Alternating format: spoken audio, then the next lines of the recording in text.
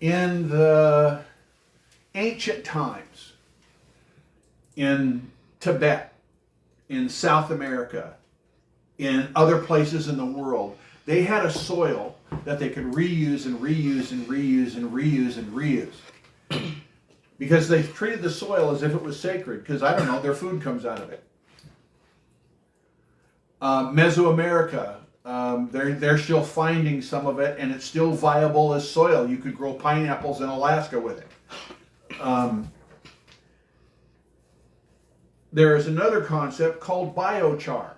And guess what? They used to take wood and turn it into charcoal and then put that into their soil. That was one of the ingredients, not the only one, but one of them. Well, in the country, we can have an industry right here in New Hampshire, as well as other places in the country, that companies are paying millions and billions to have carbon-infused charcoal, biochar, made. So you've got making of the biochar, and then what do you do with it? Well, you turn it into a sacred soil mix, and you use that to fund education without having more new taxes. And if it's a private corporation, whether that's a nice community or a poor community, the corporation can donate money and materials to that school, and the government can't say no. It's not a tax issue. It's a restoration issue. So folks,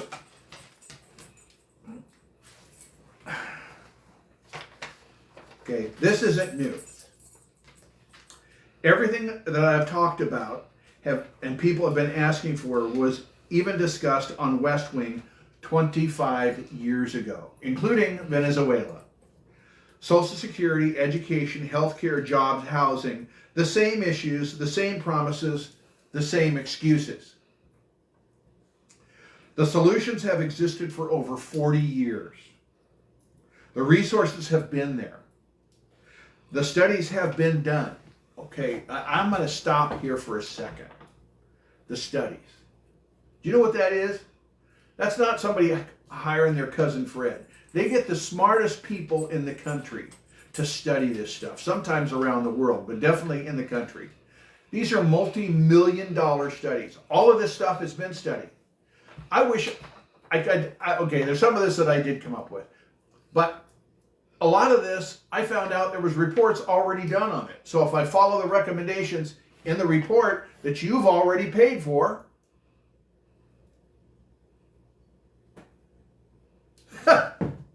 don't you want somebody to do that?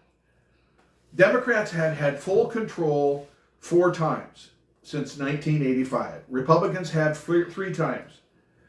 Between them, 14 years with nobody to blame but themselves. How are you keeping score of that?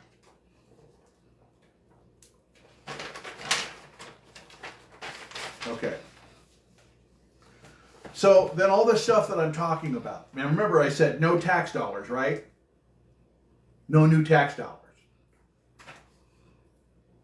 700 direct jobs in the community have produced 1,200. Mall, housing, manufacturing, 200 plus per facility. Space infrastructure, hundreds in New Hampshire, thousands around the country. Skilled trades restoration. How do you count that? At a conservative guess, that should produce 109 million qualified people if this is adopted around the country. But right here, hundreds and hundreds and hundreds of trained individuals going into the workplace. And ask anybody in construction. If they haven't already sent them all out of the country, ask them in construction how easy it is to hire somebody right now, because nobody seems to know how to do it. The GI Bill restoration. I don't know how many jobs that makes. I don't. But damn it, don't we need to take better care of our active duty members and our veterans?